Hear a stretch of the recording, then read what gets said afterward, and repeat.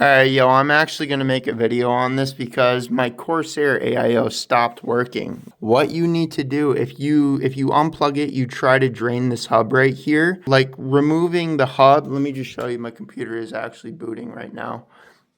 If your AIO is working, right? I'm not saying if you install it incorrectly and you need to do everything, but if it was working, let's say you get a new power supply like I did, the hub has like this locking feature on it basically. So what you're supposed to do is you unplug everything, you hold the power button down, you do all this stuff, right?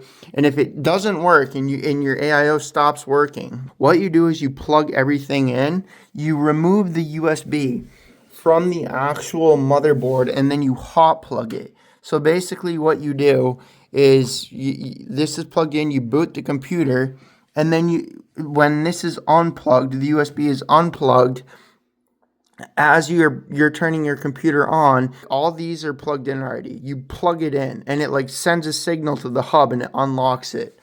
What the frick, bro? You have no, I thought I was going to have to get a whole new AIO.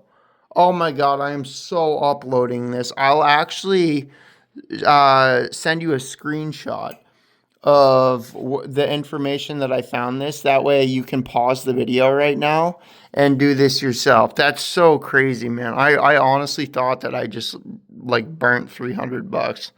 Oh my freaking jeez, cow. Thank goodness.